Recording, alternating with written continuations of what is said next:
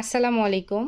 মুখের মাঝে অনেক সময় গর্ত হয়ে যায়। অতিরিক্ত স্ক্রাবিং এবং ভারী ফাউন্ডেশন ব্যবহার করে যখন মেকআপ ব্যবহার করবেন, তখন মুখের গর্তের ভাবটা অনেকাংশে বেড়ে যায়।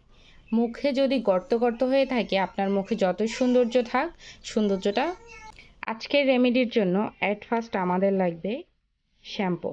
আমি সানসিল্ক নিয়েছি। আপনার কাছে যে কোনো ব্র্যান্ডের বা যে কোনো কোম্পানির শ্যাম্পু থাকলে সেটাই নিতে পারেন। আমার হাতের কাছে এটা ছিল, তাই আমি এটা ব্যবহার করছি। ঘরে থাকা কয়েকটা উপাদান দিয়ে আজকে আপনি একটা পারফেক্ট রেমেডি তৈরি করতে পারবেন। তবে রেমেডি ব্যবহার করার আগে কিছু টিপস দিয়ে দিচ্ছি। যদি অলরেডি আপনার মুখে গর্ত ভাবটা হয়ে যায়, তাহলে অবশ্যই আপনি মুখে ১ মাসের মধ্যে কখনোই স্ক্রাব ব্যবহার করবেন না। কোনো ধরনের স্ক্রাবিং মুখে অ্যাপ্লাই করবেন না। সাথে কোনো ধরনের ভারী মেকআপ দীর্ঘ সময় মুখে রাখবেন না।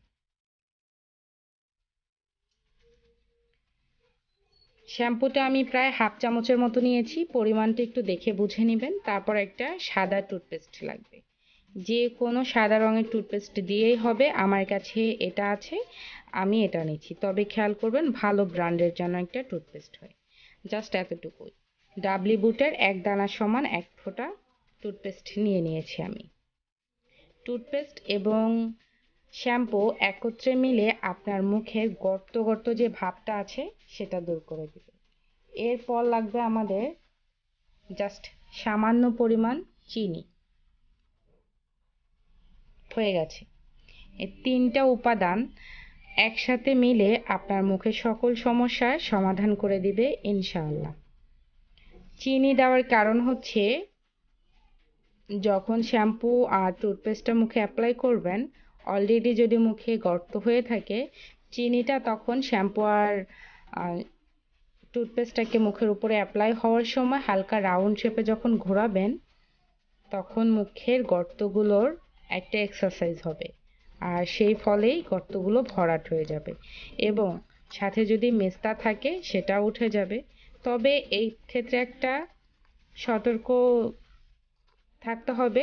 যদি আপনার মুখে অ্যাক্টিভ কোনো ব্রণ থাকে, মানে নতুন উঠেছে ব্রণ, হালকা পেকে আছে, ওই অবস্থায় ওই ব্রণের জায়গাটা বাদ দিয়ে অন্য জায়গায় আপনাকে এই রেমেডিটা অ্যাপ্লাই করতে হবে।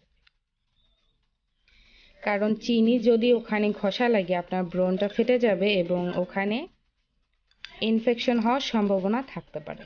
তবে ব্রণের চারপাশে দিবেন টুথপেস্ট এবং শ্যাম্পু, চারপাশে গিয়ে ভিতরের ব্রণের জীবাণুটাকে ধ্বংস করে দিবে। জাস্ট এভাবে হালকাভাবে এটাকে মিক্সচার করে নিব আমরা। যখন শ্যাম্পু আর টুথপেস্টটা মিক্সচার হয়ে যাবে, দেখে বোঝাই যাচ্ছে কতটা মিক্সচার হয়েছে। এই পর্যায়ে আমরা এটাকে অ্যাপ্লাই করব। কিভাবে অ্যাপ্লাই করবেন আমি দেখিয়ে দিচ্ছি। এভাবে একটুখানি নেবেন, তারপর এভাবে হালকাভাবে, বেশি রাফভাবে অ্যাপ্লাই করবেন না। মানে এই চিনির দানাটা যেন অতিরিক্ত স্ক্রাবিং না হয়, হালকাভাবে যেন ম্যাসাজ করা হয় ফেসের মধ্যে। এই কথাটা মাথায় রাখবেন, যেন ফেসে ম্যাসাজ করার মতো একটা ফিল হয়। কোনো ধরনের জোরে ঘষা মাজা করা যাবে না। অলরেডি যদি এই ভিডিওতে আপনি ক্লিক করে থাকেন, তার মানে হচ্ছে আপনার মুখে বা আপনার এই প্রবলেমটা হচ্ছে। তো সেক্ষেত্রে এই প্রবলেমের কারণে মুখটাকে একটু ম্যাসাজ করতে হবে এবং রিল্যাক্সে থাকতে হবে। অতিরিক্ত ঘষা মাজা করা যাবে না, কোনো ধরনের রেমেডি দিয়ে অতিরিক্ত কথা বলা যাবে না, একটু রিল্যাক্সে থাকতে হবে। বেশি করে পানি খাবেন। পানি খেলে ত্বকের সকল সমস্যার সমাধান ভিতর থেকে আস্তে হয়ে যায়। এভাবে অ্যাপ্লাই করার পর আপনাকে প্রায় ৫ থেকে ৬ মিনিট রাখতে হবে। ৫ থেকে ৬ মিনিট যখন রাখবেন, প্রতি ২ মিনিট অন্তর হালকা হাতে মুখটাকে ম্যাসাজ করে দিবেন। রাউন্ড করে হালকাভাবে ম্যাসাজ করবেন, যেন মুখে অনেকটা আরাম দেয়। তারপরে যখন শুকিয়ে যাবে, এটা তুলে মুখে হালকা অ্যালোভেরা জেল অ্যাপ্লাই করে দিবেন। আমি এটা তুলে তারপর আসছি। আমি এখন টিস্যুর সাহায্যে এটা ক্লিন করে ফেলছি। অনেকটা তফাৎ দেখা যাচ্ছে। হাতটা যেমন সুন্দর হয়ে গেছে, ঠিক তেমনি ক্লিন লাগছে। আপনাদের মুখে যদি কালচে ভাবও থাকে, এই রেমেডিতে সেটাও চলে যাবে। প্রতিটা জিনিসের আলাদা আলাদা অনেক গুণাগুণ আছে, যা আমরা অনেকেই জানি আবার অনেকেই জানি না। এরপর আমি বলেছিলাম ওটা ক্লিন করার পর একটা অ্যালোভেরা জেল লাগাতে হবে। অ্যালোভেরা জেলের এক একটার এক এক ধরনের বৈশিষ্ট্য থাকে। এই অ্যালোভেরা জেলটা মানে এই কোম্পানির অ্যালোভেরা জেলটা আপনি চাইলে ময়শ্চারাইজার হিসেবে ব্যবহার করতে পারেন।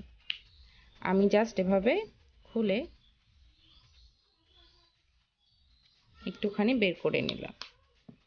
এরপর এটাকে মুখের মাঝে অ্যাপ্লাই করে দিবেন, এটাকে আর ধুতে হবে না। এরপর আমি অ্যালোভেরা জেলটাকে এভাবে মুখের মাঝে অ্যাপ্লাই করে দিব।